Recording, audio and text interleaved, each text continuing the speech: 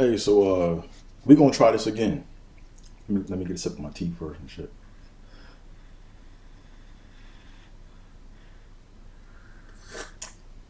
It's just hot. Perfect.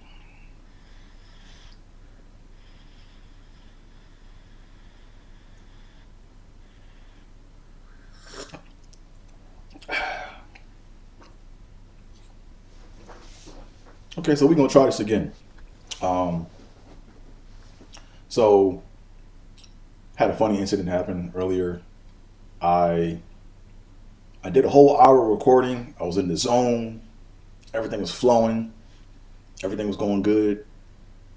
I think I did like an hour recording, and then and I'm doing this through OBS streams or whatever. And I had another capture source.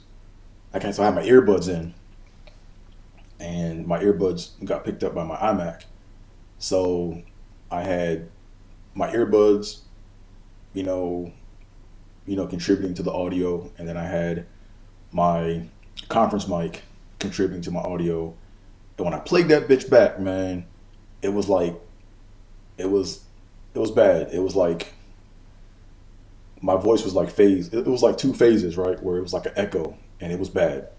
So I'm like, damn, I gotta repost it. I gotta reshoot it. So I turned my earbuds off, but as you see, I still have them in, and I have them in because they help me to focus.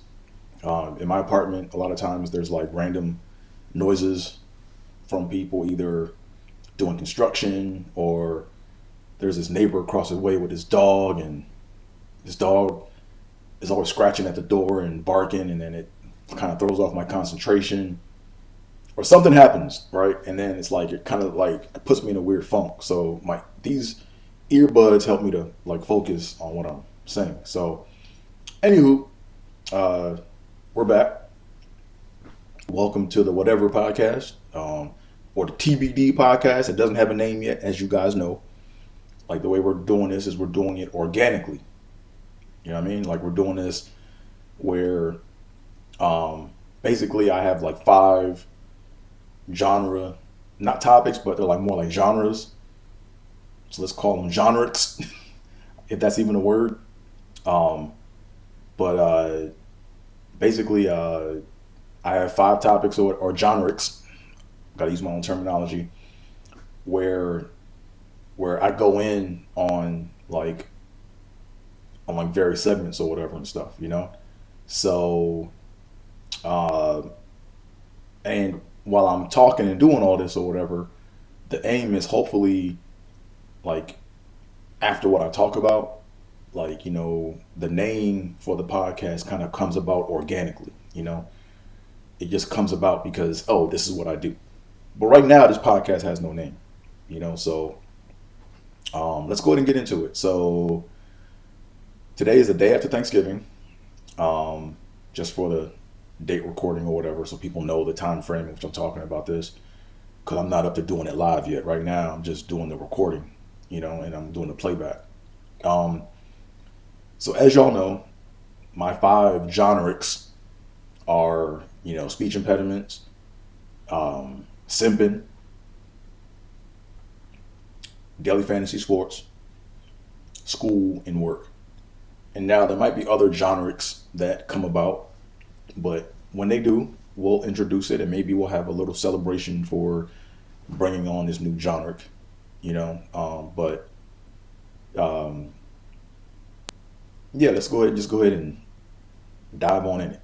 Like I said before, or I didn't say before, but these are things that I know about, right? Like I talk about what I know about, and this is what I know about. So let's go ahead and get into it. So the first genric is speech impediments, right? So as you guys may or may not have heard before, when I was younger, I developed a serious speech impediment at the age of 7, roughly. And I still have it, but I know how to like manage it, and I know how to like get in and out of it, through just, I don't know how. There was no blueprint, there was no how-to guide, there was no course that I took. It was just something where I just found a way, So today, for all of my people out there, or all my listeners out there who have speech impediments, the question I have for you guys is, when did you become aware that you had a speech impediment? Like, when were you aware of your situation? You know, because I don't think a lot of us really take the time to really think of when we had this thing happen to us, right? Like, I don't think that we really focus on it. And I think we need to, right? We have to kind of like learn to kind of dissect things and to kind of like figure out, you know, how things came to be, you know? Or at least if you at least know where things started, maybe you can find out where things went wrong or what went wrong exactly, right? So for me personally, I became aware, I don't know, like it was around the age of like 8 or 7, but my awareness was weird because, like, my parents say, and what I remember is I talked fine, or I spoke fine up until a certain age, you know? But then what happened was in my mind, I was still talking fine, but my mouth was doing its own thing. And I wasn't aware, you know? And the earliest, I think I kind of like fucked up right there for y'all. So see, so you guys know it's real. I'm not bullshitting. But I think when I became aware, I think my earliest 2 memories was when I was in kindergarten and first grade. I remember being outside at recess and the students or my classmates, they laughed at the way I said acorn, right? In my mind, I was saying acorn, but it would come out like acorn. That's how it came out, because there were like a lot of acorns that fell from the trees on our recess or on our playground. And I remember them being amused at that. And they were like, oh, yo, hey, say acorn. And I would be like, in my mind, I'd be like acorn, but it would come out acorn. And people were like amused by that, you know? So that's like my first remembrance of when things started getting kind of haywire.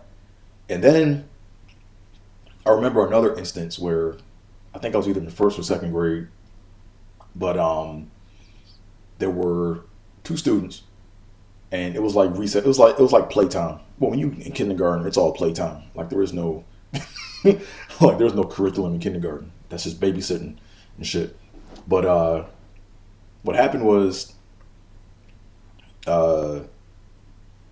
one student was asking me a question, and whenever I tried to answer, the other student would like cut me off in like a mocking manner, and like he would just keep doing it.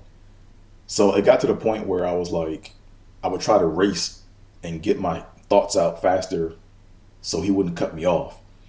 And I remember that, where I was like consciously trying to talk faster so he wouldn't cut me off.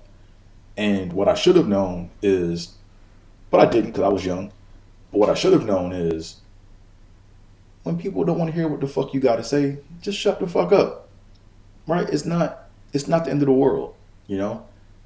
So I was trying to compete with getting my thoughts out faster than he could interrupt me, you know? And I remember that. And that's the beauty of, I think, of speech impediments, right? Is when you actually know your speech impediment and you know what your triggers are and what sets you off, you know when you're gonna fuck up. So in other words, I know when to shut the fuck up before I even open my mouth. All right? So and then like another thing is when you have a speech impediment, you know, and people don't know, it takes like a lot of concentration and effort to like get your idea and your thought out there, because not only do you have to worry about what you're going to say and how it's perceived, but you have to like watch other people to know if they're going to give you the opportunity to say what it is you want to say, you know. And then on top of that, you have to like focus to make sure that you don't fuck up in trying to deliver whatever it is you're trying to say. It's a balancing act, And and when people cut me off, like, I get pissed. Well, I used to get pissed. Now, like I said, I know how to shut the fuck up, But when people used to cut me off when I was in the middle of concentrating and saying something and trying to get my idea out, and they would cut me off, I used to get mad, and I used to try to make it a point to say, hey, man, you cut me off. But now, I'm like, whatever, And when people say, oh, he's quiet, or hey, man, how come you so quiet? I'll just be like, I'll say something snappy like, oh, well, maybe what I have to say is not that important. Or I'll just probably walk the fuck away, I probably won't even stick around, to be honest, But that's just how I am, I had this thing at work, right? And I'll probably touch on this like in like another episode or whatever, right? But when in meetings at work, a lot of fuckery goes on at work, right? Where like I had to get up and go. Like, for example, if you're in corporate America or whatever, you'll have to probably give a presentation at some point in time in your career, And I've had to get in front of a lot of people, and I had to give a lot of presentations on data and findings and all types of stuff. But one thing I remember is early on in my career is you used to have these people called like meeting hijackers. And they'll come in your meeting and their job is just to hijack your meeting and to act like you're not even there. And I remember I used to try to compete with these people, right? And these would be people that are like principal engineers and they're high up in the chain, right?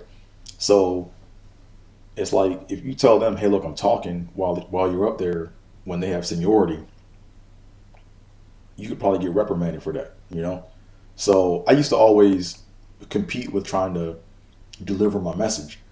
But as I got more seasoned and as I matured in the corporate America dwellings, I learned to shut the fuck up. And I'm an asshole when I'm at work. Like, there'll be times when I'm in a meeting and I'm giving a presentation and you'll have these other motherfuckers that just start talking amongst themselves about what I've worked on, asking them questions. And in the back of your mind, you're like, hey, maybe you should be asking me, So what I'll do is I'll just shut my laptop and I'll sit down and watch them talk. And then when they're done, they'll be like, hey, aren't you supposed to be giving a presentation? I'm like, yeah, I was, but I mean, it seems like you guys have it under control. So I figure I listen and learn from you guys. That's how I get down now. Like, I don't compete with trying to get my ideas and my thoughts out anymore. Like, I just don't do that. If people want to hear what the fuck I have to say, they'll listen. If they don't, then they won't. So, one thing I want to say in closing on this part of the segment of the show of a speech impediments or whatever, or speech impediments is, one thing that helped get me through is, it wasn't something it's something I already knew, but it got vocalized in the TV show Louie, right? So when I was younger, I used to try to eliminate my speech impediment, Like, I would get up every morning and be like, yeah, I'm not going to fuck up today. I'm not going to fuck up my speech. I'm just going to get up and just go. And I'm not going to fuck up, And I would get through most of the day without like fucking up. And then towards the end of the day, I'd have that moment where I go, oop, oop, oop, oop, oop, oop, right? And then I would be like devastated. I'd be like, fuck, I fucked up. I didn't get rid of it, And it plays on your emotions, like emotionally, like, it's like you're drained, and then like you're tired, and then you're also frustrated, And I'm gonna be perfectly blunt. All right. If you have a speech impediment past a certain age, you're probably not gonna get rid of it. All right. But you do get better. You do get better. And that's where the quote from that Louis TV show comes in, right? Where basically he was I forget the I forget the comedian's name. It's a old film. Oh man, I should know it because I'm a comedian myself, you know. But there's a um, what is this chick name, man? It's driving me crazy. Oh damn, I hate doing this.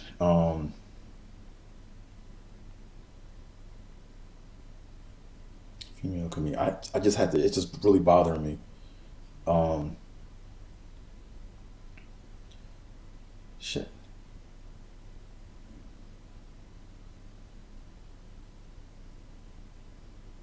Damn it.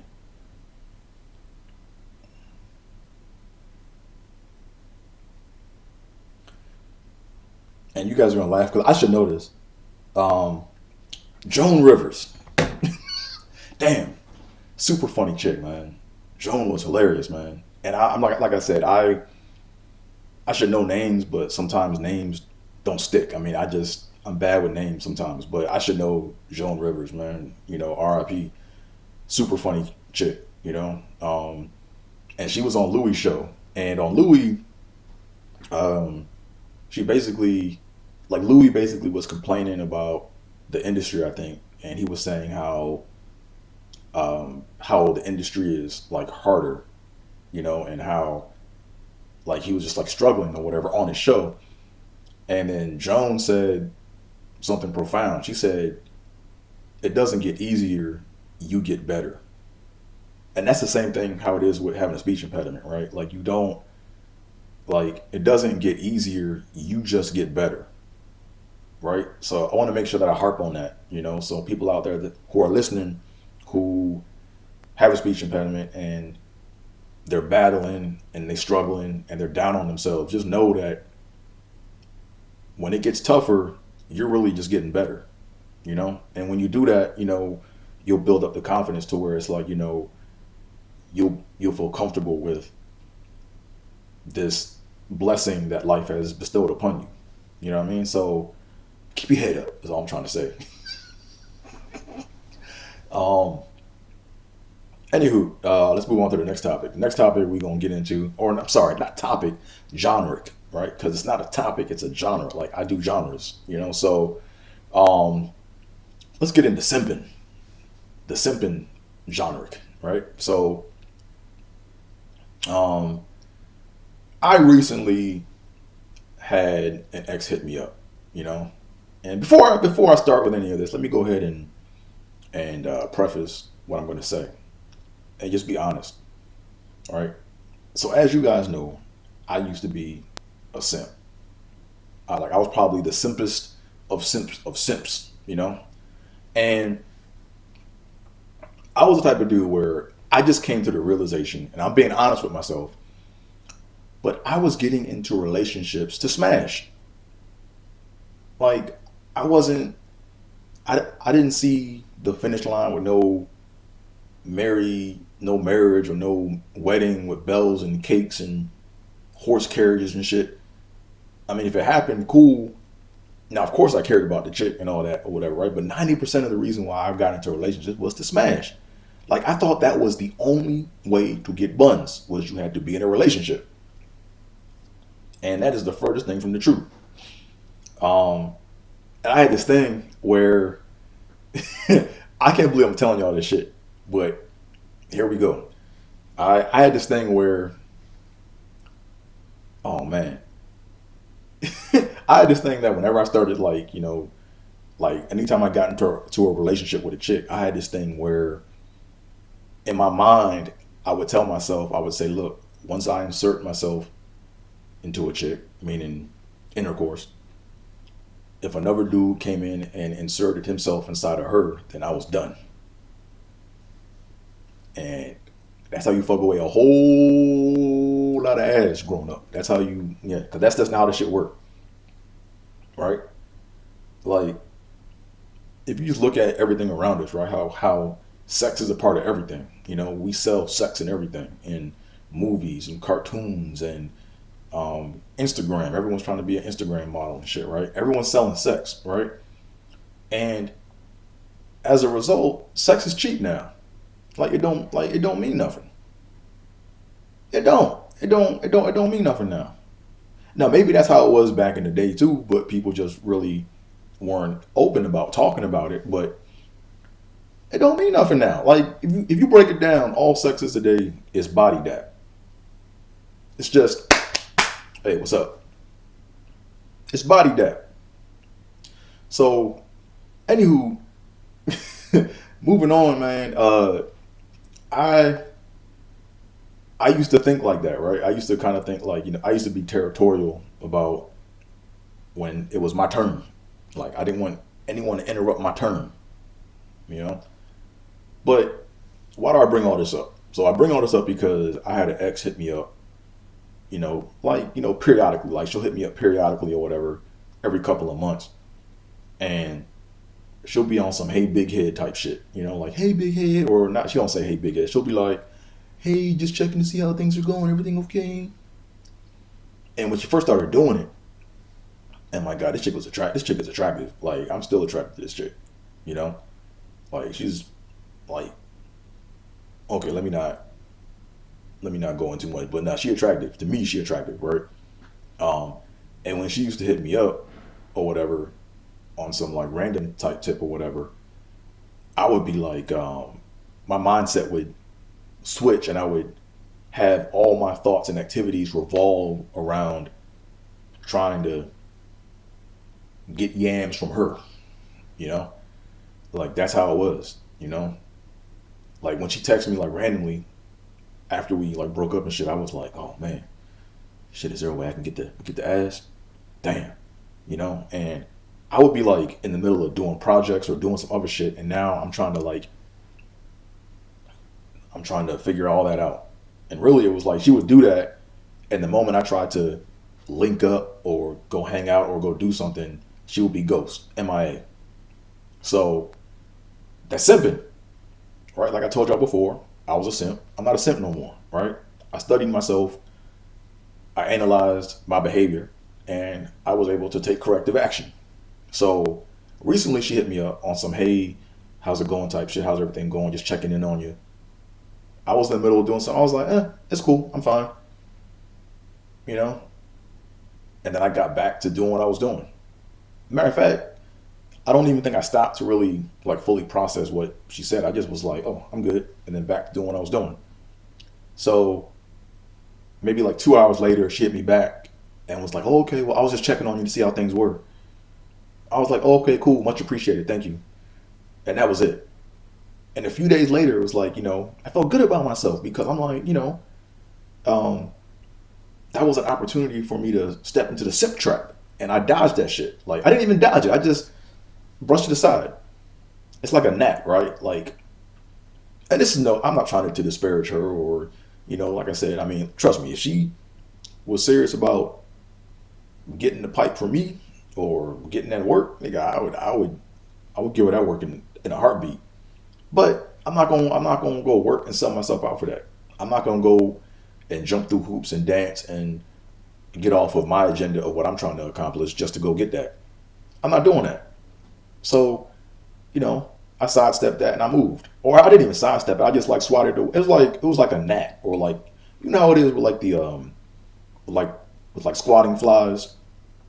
You know how it is with like squatting flies where they kind of just come around and they like fuck with you, and then you try to swat it and it just gets out the way. I'm doing, all right, cool. That's how it was, So,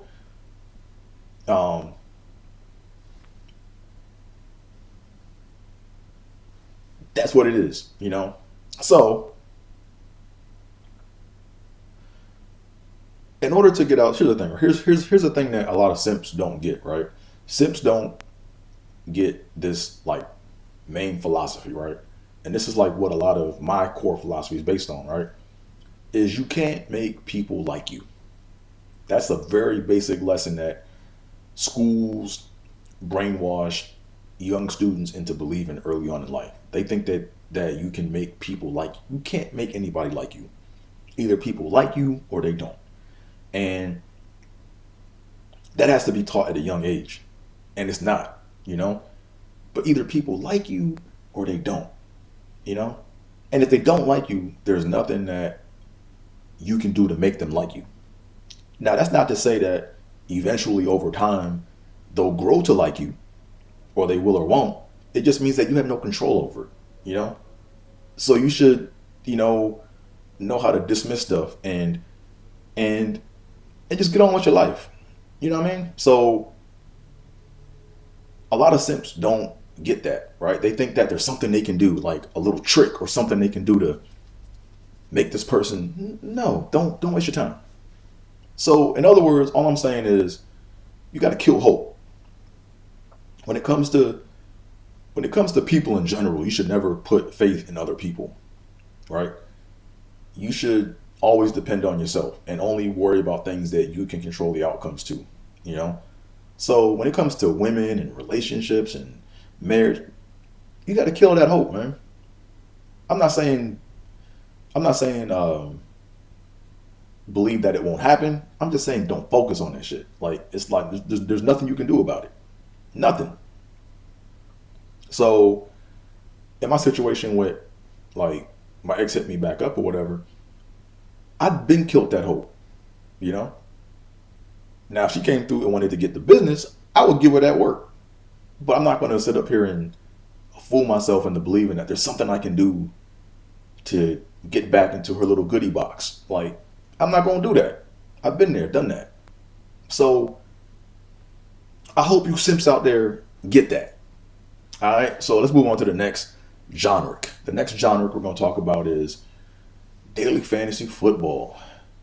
Man, so like I said, yesterday was Thanksgiving, and I thought I was going to be a paid man.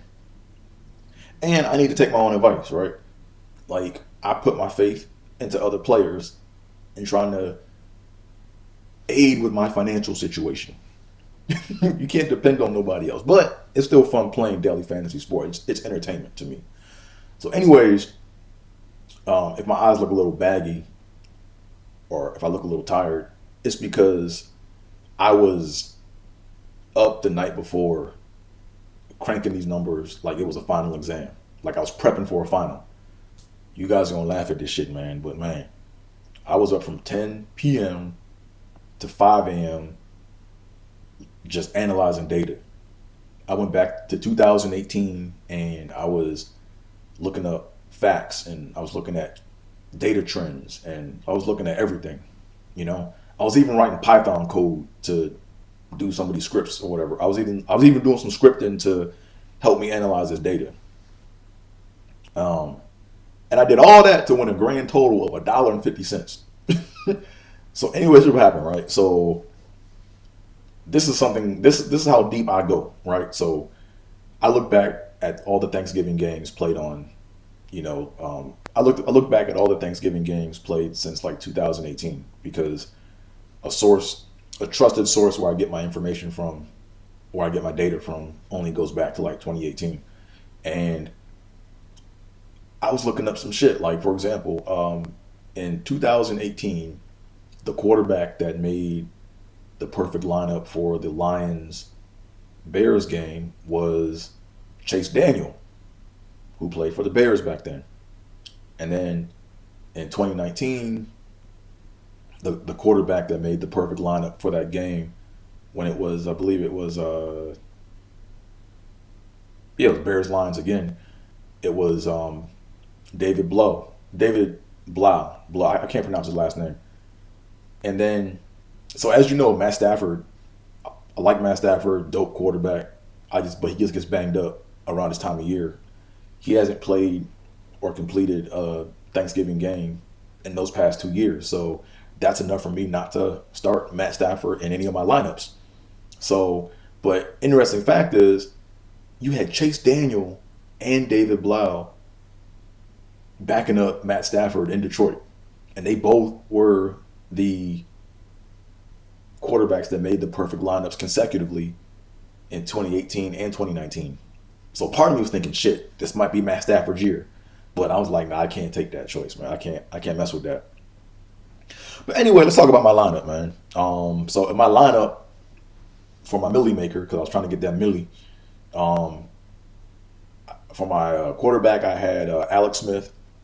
I was thinking Alex Smith because he broke his leg 2 years ago, and it's Thanksgiving. They're gonna do the whole Thanksgiving tribute, and they're gonna go play that up. And I was like, okay, this is gonna be Alex Smith's day where he's gonna come back and pull the cape out, you know. So there was that, and also like I looked at just the data as well too, right? Like the quarterbacks that made the perfect lineup for the past two Thanksgivings for all the games, right? Because typically, there are 3 games that are played. There's a 9:30 game, there's a 1:30 game, and then there's a night game or a 5:20 game. But the Pittsburgh and Baltimore game got canceled due to COVID. But when I looked at the data, the average price of the quarterbacks, or the average salary of the quarterbacks, was around $5,300. So I was like, okay, Alex Smith is 54. Then after that, I think it was Andy Dalton, and then the next highest up was Stafford at like 58. So I was like, let me go ahead and go with Alex Smith. So that's why I picked Alex Smith. Plus I had to stack him with Terry McLaurin because Terry McLaurin was the most targeted and probably the best receiver out the bunch that played yesterday. So that was that. Then on my running backs, this is the funny part. So I knew I was going to play Ezekiel Elliott because Zeke always goes off on Thanksgiving if you look at the data. But clearly this wasn't the same Dallas team, so I should have known that. But I'm just going by history and statistics. So I think I kind of got messed up there. But I played Ezekiel Elliott, and then I wanted to play DeAndre Swift. DeAndre Swift is cold. But as you know, he was in concussion protocol. So I'm thinking to myself, okay, let me go ahead. If he's questionable and if he's practicing, there's a good chance he might get back in. So basically, about an hour before the game started, they announced that he was out. So I did about 27 lineups. I know, right? 27 lineups. And in half of them, I think I had DeAndre Swift. So I had to go through and take DeAndre Swift out. And when I do my lineups, I have them in a spreadsheet to where I make sure I don't play the same lineup in any case, because the way I do it is I got my Millie Maker and I rank everything down, right? I got the Millie Maker, then a chance to win a couple 100,000, and then after that, all the way down to a couple hundred. And I just make sure I play different combinations to give myself a chance at winning something, right? Because if you win a couple hundred, you can come back the next week and do some more shit, right? So that's the fantasy trap, I guess, right? So anyways, that was that. So I ended up going with Kerryon Johnson, who's injury prone. He's very injury prone. So I went with him, but I was thinking to myself, he's rested up. He's waiting for his opportunity to shine. So let me go ahead and go with him. Then for my receivers, I went Terry McLaurin, CeeDee Lamb. I went Terry McLaurin, Amari Cooper, and Marvin Jones Jr. And Marvin Jones Jr., like, it's weird, but I watched the whole Lions-Texans game, and it was fascinating because it didn't seem like Marvin Jones got all those receptions, all those targets. He had 11 targets in that game, and it seemed like he only had like 5 targets, but he had 11 targets and 6 catches for like 47 yards or something like that. So, but now I know, right? Lesson learned. When the Detroit Lions play on Thanksgiving, and if Matt Stafford is quarterback and their receiving core is banged up, and if their lead running back is banged up, the people they have backing up will not take over and fulfill or produce the same stats that the starters would, right? But on the flip side, if Stafford is out and there's a backup quarterback in there and Galladay is healthy, and even if it's just Galladay, like, Galladay is big enough to where when they throw him the ball, he'll just go get it. So, note to self. So, since the Lions play on every Thanksgiving, there should be no excuse why I mess up next year when whoever plays the Lions next year, I went Amari Cooper because I remember the game from 2018 where Amari Cooper went off against the Redskins in Dallas. So I was trying to hope for that, But as you all know, it's like with fantasy data, you can't rely on you can't really rely on past history. I mean, you can kind of use it as a gauge, but you really can't. Like if someone blew up on a certain game in a certain instance, like in an arena or in a dome with certain conditions against a certain ranked defense, they can do it again. But if they do it again, they're not going to do it a third time. That's just that's just the law. That's just how it works in fantasy football. When I say go off, I mean go off. Like we're talking like 40 plus fantasy points. You know what I mean? Who was it? What's his name? Jefferson on the on the Vikings. Like he had 2 indoor games at home this year where he put up like 40, like high 30s, low 40 fantasy points. And I tried playing it for a third time when it was the same conditions at home against a shit secondary, and Dalvin Cook went off. So you gotta look at all that shit. So end of the day, that's neither here nor there. Let me get back to what I was talking about. So and then who else did I have in my lineup?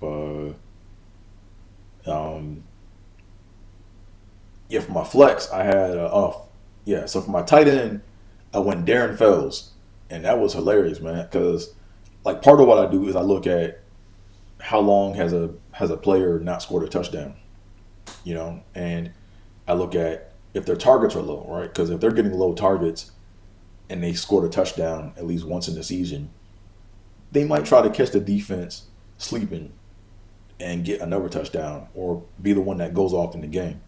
So I picked Darren Fells, man, and I'm like, okay, I think he had like 2 targets for the past like 3 games, no touchdowns for like the past 6 games. And I'm thinking to myself, okay, what's his face? What's the third receiver on Houston? Randall Cobb. So I knew Randall Cobb was out. So I'm thinking, okay, well, Randall Cobb being out, they might try to take advantage of more 2 tight end sets. So you got Jordan Akins and Darren Fells. And Darren Fells, Jordan Akins got I think he got a touchdown maybe like 2 games ago or maybe a game ago. And he was getting I think he was averaging like 7 targets for the past like 3 games. So I'm thinking, okay, when Detroit's watching the film, they're going to be watching out for Jordan Akins, and that's when the Texans will get him with the okie doke and then go Darren Fells.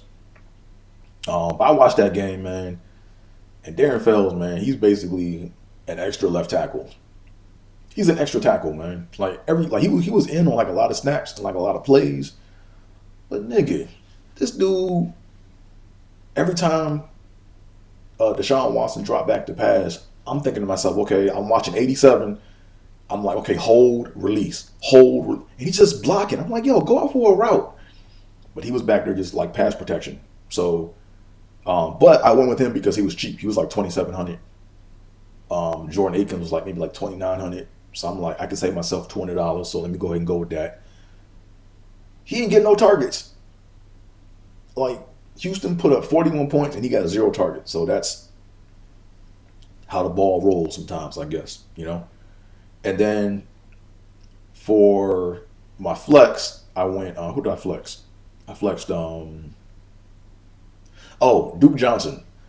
So Duke Johnson needs to just go ahead and get a wide receiver jersey and play receiver, because he actually got some positive yards. I think he had the best rushing game of the season. But that one catch he had in the end zone was dope, and I was happy when he caught that. I thought I had a chance, But like here's the thing, like when your fantasy shit gonna fuck up, like from the first like 5 minutes. Like I'll be watching the game, and it's like everyone does everything away from your players. It's like when you pick your lineup, it's like DraftKings takes your lineup and they go to the coaches and say, look, don't get a ball to him, don't get a ball to him, don't get a ball to him, and don't get a ball to him. So, like, I'm looking at the game, and everything was going to Hawkinson and AP early on, So I was like, damn. So I kind of knew, like, right then and there that my shit was done, And I was hoping for just, like, a one-catch touchdown from Fells at least, but he didn't even get a target, But then what else happened? And for my defense, I went with the Redskins defense. but clearly you saw what happened with Houston. J.J. Watt showed up and got that pick six, and then they had like 3 sacks on Stafford. So that'll probably get you to a perfect lineup if that happens. So that's what happened, man. So like I said, I was up doing my analytics, man, and I was trying to to quote The Wire, right? You remember in The Wire, I forgot the character's name in The Wire, but he said you got to follow the money, right? That's the key. You got to follow the money. So that's what I was doing. I was following like the salary trends for all these players from like 2018, and I'm not sure if you guys are familiar with DraftKings or not, but basically what happens is they give you a fake salary of like $50,000, and then they basically have different salaries for players, right? So the real good players are going to be real expensive, and then the players that are like on the bench or that don't get no burn are like super cheap, And your job is to pick a lineup of 9 players or to fill out. See, I stuttered right there.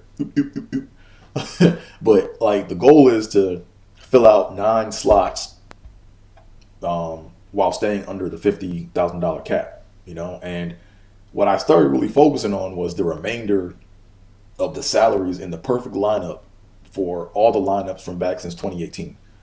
And I think my number was for the Millie Maker. See, I look at shit like this, right? So with the Millie Maker, the remaining salary, I think the average was like, it was either $5,400. Yeah, it was like a remainder of like $5,400, right? Yeah, I think the max was, no, I'll take that back. I have the numbers here somewhere. Shit, what was it? I think it was, I could be wrong, but I think this is for the Captain Showdown joint. But no, this is for, I think it's either, I think this is it. I think the max was $1,800 for the remainder salary, and the min was like $500. So I took the average of that, and it was like $1,150. Or I think it was no.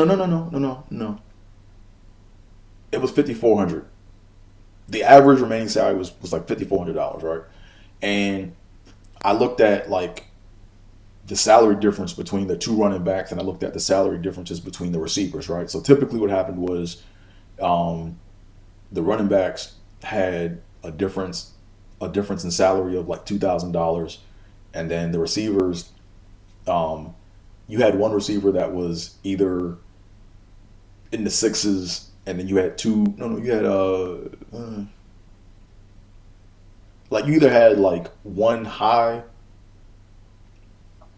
I'm not sure how to explain it, but basically it was like if you had a receiver that was like in the 7,000s, then you would have 2 receivers like in the 500s, right? So there would be 2 receivers that had like kind of like a similar range, right? So if one receiver's salary was like 7,000, the other 2 would be like in the 5,000 range. Or if you had one in the 3,000 range, there was like 2 in the 600 range, right? So I tried to play all that and make that data fit, and it didn't happen this year. This year it went 7-5. It went 7-5-3, I think, for the receivers.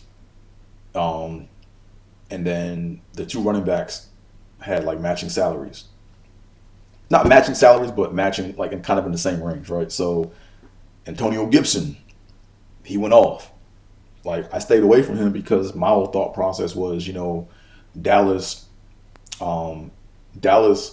has a shitty secondary. So my whole thought process was they're going to stack the box to stop the run. And then when they do that, Terry McLaurin going to be wide open for a field day. And I guess Dallas tried to go into zone coverage, and they let Gibson run all over him. So he went off. So that's the way the ball bounces. So let me go ahead and let me go wrap up this whole genre of DFS. The one thing that's funny to me, it's not funny, but it's one cool thing that I look at, is I like what the players are doing now with their names on the back of their jerseys, right? Like they're trying to really get descriptive with their name, right? Like they'll put junior or they'll put senior. But now I'm looking at the Roman numerals, and we have a completion of Roman numerals through 5, right? So for example, you got Todd Gurley II, right? So his shit is like TG2 with the Roman numeral 2 at the end. Then you have RG3, right, which is like Robert Griffin III, with the RG, and then he has Griffin 1, 2, 3, like the Roman numeral 3 after his name.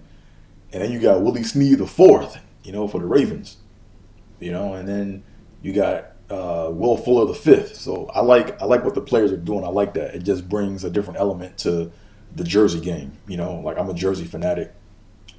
And we'll talk about that another day. Maybe that'll be a genre, right? But I have a lot of Bills jerseys in the back of my closet. But that's another genre for another day. So moving on from DFS, let's go ahead and go into some school shit. Let me get some tea for my throat. My throat getting kind of dry. Oh yeah.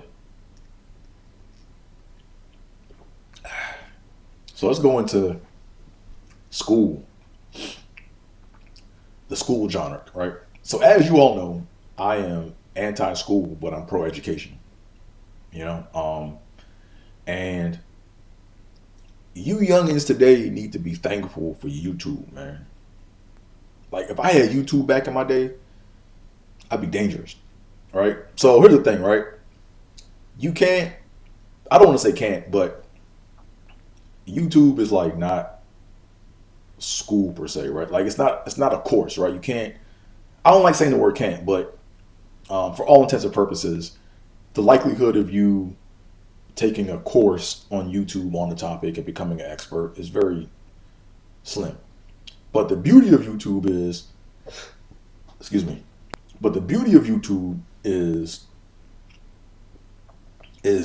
you can put yourself in the right ballpark. Like if you have no clue where to start on something and you watch a couple YouTube videos, you'll have a good idea of where you need to be. And that's how I use YouTube today. So this reminds me or brings me back to a time when I was in college, right, where I had my Calc 2 teacher, and she was a bitch. And I mean that in the most respectful way possible. She was a bitch.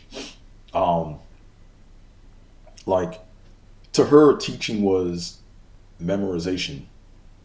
And I'm a thinker. Like I like to think my way through shit, So the way she was teaching the class, I didn't approve of. And I'm not the kind of person that's gonna cut you off and say, hey, I don't approve of how you teach in this class. But if I want to know something, I'm gonna ask, So I'm in Calc 2, and as you guys may or may not know, Calc 2 is where you do integral calculus, right? Typically, it's where you do methods of integration, right? So, like, for example, you do integration by parts or integration by trig sub and all that fun stuff, right? So, I'm in class, and the way she was teaching the class was she was like, so this equation looks like it's going to be solvable by integration by parts. So let me try using integration by parts. And then she would go through and it would magically work. Then she went to integration by trig sub. She said, this equation looks like it's going to be solvable by integration by trig sub. Let me try that. Oh, it works. So my question is, okay, are all methods of integration, can you solve any integral with any method of integration? Right? And then she got mad. She blew up on me in class, man. She was, why are you being so difficult? I don't understand. Blah, blah, blah, blah, blah, blah, blah. I'm like, thinking to myself, damn, bitch, I just asked a question. So after that point, I was afraid to ask questions in class because she would go jump all in my shit, So, and the reason why I was asking that question, it wasn't to be a smart ass. I was asking that question because, one, I wanted to genuinely know. And then two, I was thinking to myself, if I get on an exam, is there going to be a point where I take a method of integration and try to apply it, and I come to a dead end? And will I be able to recognize that dead end and be like, okay, I can't use this. Nah, I need to back up to use another method of integration. Because you got to think, when you're in an exam, it's time. You don't have time to be like fucking up. Like, you know what I'm saying? And if you do fuck up, you got to be able to know how to backtrack and know when to stop, right? So that's why I asked that question. But on YouTube and Google nowadays, man, you can just go Google that shit. Like, you know what I'm saying? Like, and go find that shit out. You know what I'm saying? So that's why I'm saying, like, y'all students need to be real thankful for today. Y'all need to be real thankful about all the information that's out there. I know there's a lot of information where shit can be faulty or shit can be misleading, but at least you can have an idea of what someone put out there, right? Like, someone's not going to put in, here's the thing, right? It's my conjecture that very few people are going to want to go out and purposely put information out there that they don't believe in. Because why? It takes a lot of information. It takes a lot of energy to put that shit out there. And if you're trying to do that, it's like, why are you, like, it just doesn't make any sense, right? Now, maybe there's reasons why people want to do it. Maybe they do know something and they're trying to keep you away from something else. But that's the beauty of having so many different options. You can say, okay, let me go ahead and take these 3 samples of what people are talking about, and now I can kind of compare the 3 and say, okay, these 2 make sense, but this motherfucker is full of shit. Okay, let me go ahead and keep resampling. But at least that's the beauty of YouTube and the internet, man. And like online shit is you can talk to a stranger without talking to a stranger, and you don't got to worry about pissing anybody off. And you can like learn at your own rate. Like, people don't learn at the same rate. Like, it may take me, like an extra week to learn something that someone else can get like that in a day on a particular topic, So all I'm trying to say is you motherfuckers need to be thankful for this technology shit, and y'all need to capitalize on this shit. And as you know, like I said before, school is, like I said, I'm anti-school, but I'm pro-education. I'm trying to like know shit to help make me independent, Like, if you, like, and my philosophy and the way I think is, if the only reason why you go to school is to pass a test so you can get a piece of paper so you can go stand in line to get a job, in my opinion, you hustling backwards, So that school bubble shit getting ready to pop, I think. But we'll talk about that for another day, Now, last genre we're going to get into is work. To me, it's kind of funny, all right? Like, to me, it's funny how, like, I watch a lot of, like, I study people, right? I watch people. And to me, it's funny how when people are not struggling and they don't work a 9 to 5, how people can resent that person, Like, that to me is hilarious, And it's funny to me how when you're working a 9 to 5 and you're miserable, people are okay with that. Like, you can be around family members or whatever. It can be anybody, right? And they like, hey man, how's work going? And you be like, man, shit, work is work. I know that's right. It's like there's a sign of relief where they're like, okay, you struggling too. So as long as we struggling, I'm happy. Like, that's like the mentality I see a lot of when it comes to like work and shit, And but when people find a way to get it without doing it the traditional way, they start bashing that person. That nigga don't work. Like that's how people be. That nigga don't work. I don't see what he does, and I don't know what he does and why. But it's like bad, right? It's like if you don't, and that's what I'm saying, right? So my thing is this, right? Let's get back into carrot donkey theory, right? A lot of us are donkeys in life, Like, we allow companies and organizations to dangle carrots in front of us. They allow, like, we allow these institutions to put carrots in front of us, and they were all about getting that carrot. We got to get that carrot. We got to get that carrot. But while you out there chasing that carrot, what you don't realize is there's a person that's riding your back that's steering the fucking carrot, right? They're driving you wherever the fuck they want you to go. And I caught on to that shit like not too long ago. Like, you know what I'm saying? And it's like you see it in the entertainment industry. Like, you know what I'm saying? Like, you'll see people like amass money or they'll appear to be successful, but they can't talk about shit because they know that they have other corporations and institutions dangling money in front of them. And if they want to get that money, they got to go in this direction. So they're not really in control of their direction. They're just in control of getting that carrot, So that's one thing I try to like really be aware of, is not being for sale,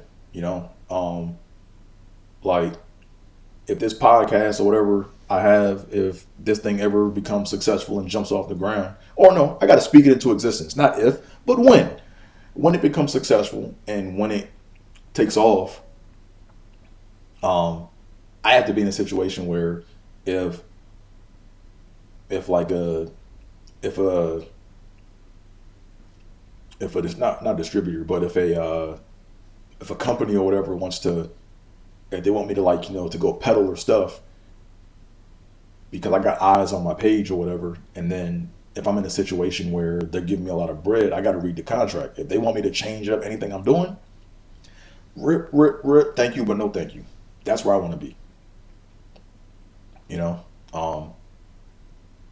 So anyways, but work to me is just funny, man. Like, that's like my mentality, man. That's the whole thing I'm going through in this whole pandemic, is just changing my mindset, is I'm going to find another way, Like, here's the thing, right? Like, I'm not anti-work, but I'm anti-working for someone else my whole life.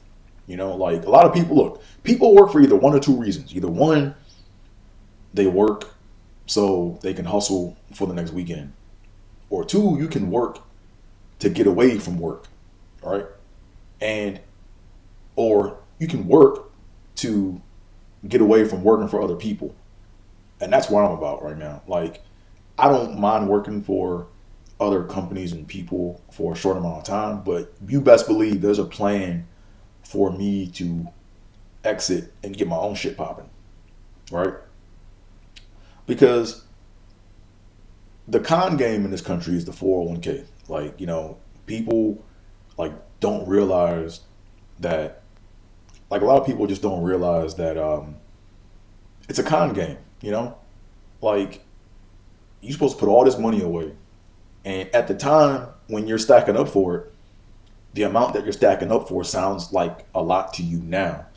But what people haven't realized is, like, the amount of money that you have now, or the value amount that you have now, is probably not going to be worth what you think it's going to be worth like 20 years from now, right? Because that's just how the shit works, when you figure in taxes and inflation and all that stuff, you know what I'm saying? So a lot of people think, right, this is the con game, right? A lot of people think, oh, if I just show up to work, whether I'm miserable or not, and if I just can last for X number of years and just exist, that at the end of my path or at the end of my tunnel, there'll be this huge safe of money that I can swim around in like Scrooge McDuck. And then when they get to that safe and they see it's only a couple roll of quarters in that bitch, they mad. So that's why I'm like, I'm all about thinking backwards, right? Like, I'm all about having a goal. Like, my thing is, what I've realized on previous jobs and companies or whatever is I really focus on the finish line. How well defined is the finish line? Can you sell me on your finish line? And if you can sell me on your finish line, and if I'm working and if that finish line is not changing, I'm good, because I know at that point I can jump off, and that's time for me to get my money stacked up and go look at something else. But if that shit keeps changing and moving around, I start thinking like carrot donkey. I'm like, okay, y'all trying to control me. How the fuck do I get out? That's just how I think, I'm not saying it's right or wrong. That's just how I think. You know what I'm saying? So, anywho, that's been today's edition of the second edition of the TBD podcast. It's not officially called TBD, but I'm just calling that because I don't have a name for it yet. And like I said before, I'm trying to organically come up with a name for this podcast that correctly classifies what it is that I do. And like I said earlier on my other podcast, I want this podcast, like, if I have a vision, like, the way I see it, is I want this shit to be like in Iron Man 1 when Tony Stark, had to build his suit in the cave. It's real crude, right? Like my audio's janky right now. My camera or my video is not the best, but I'm improving. Like I want to be able to post these videos and see constant improvement. Like that's the goal. You know what I'm saying? Because I think that when you see progress like that, that's humbling, to see, look, oh shit, I started here, but now I'm here. Like, you know what I'm saying? So, that's been the second edition of this podcast or whatever you want to call it. On anything I said in this video, please share your thoughts in the comment section below.